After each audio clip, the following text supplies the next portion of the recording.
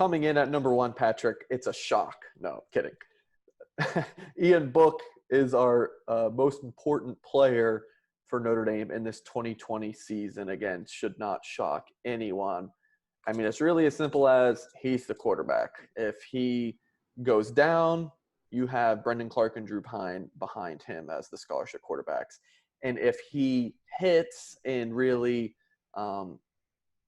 exceeds expectations, then, I mean, Notre Dame is a championship-level team. I mean, no really surprise here, Patrick, him checking in at number 1. He was our unanimous number 1. And like you mentioned, yes, the backup situation isn't great. You've got Brendan Clark coming in as a redshirt freshman, and Drew Pine, true freshman.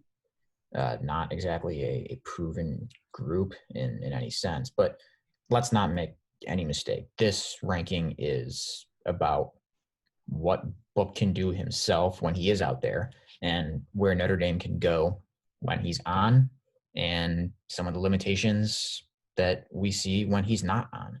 And this is all about Notre Dame's offense will be as good as and go as far as Book will take them.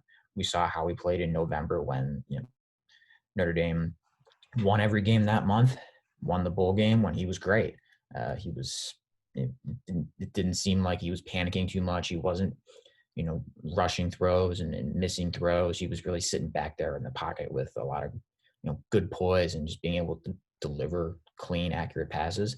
And we saw early on in the season when he struggled, even in some games Notre Dame won, where, you saw some skittishness, you saw some missed throws and just leaving plays out on the field in a sense. It's kind of a, which one in a sense is Notre Dame going to get more of, and that's going to determine a lot of just what they can do against even the best teams on the schedule. And if it's a mix of both in a sense like it was last year, well, then you probably expect about how last year went, which, make no mistake, is a successful year. But I think and what's on every Notre Dame fan's mind, especially this year, is getting to the playoff. And Book, probably more than anyone, shapes just how realistic that is for Notre Dame in 2020.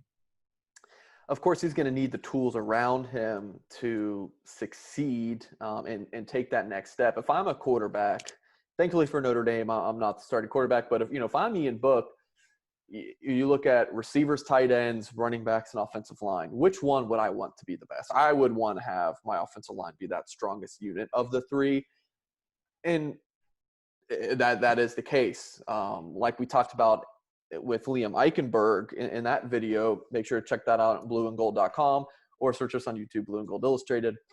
Eichenberg is an elite offensive tackle, and Notre Dame might have the best offensive line in the entire country. Certainly, it's a deep group. Josh Lugg didn't make our top 25.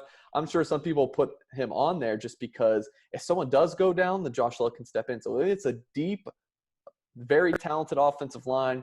The receiver group is very talented but unproven. And the running back room is unproven. But every scholarship running back you could see having a successful season, from Kyron Williams to Chris Tyree to Sebo Flemister, Jameer Smith, Jafar Armstrong. All of those guys have played some ball, of course, with the exception of Tyree and Williams. But those two guys have very high ceilings, in my opinion. So tight end unit, Michael Mayer coming in, he could play some impactful ball. Tommy Tremble, he could follow Cole Kmet's footsteps and declare to the NFL draft if he has a very strong season. So while receiver, running back, tight end are a bit unproven compared to offensive line, it's still a talented group of those three positions. So Patrick, the question to you is, do you feel like he has the weapons around him, the coaches around him to put him in a successful spot to lead Notre Dame to the promised land? Yeah, when you look at, you're a quarterback, you want to have who's blocking you and who you're throwing to. Your pass protection's been really good and everybody's back.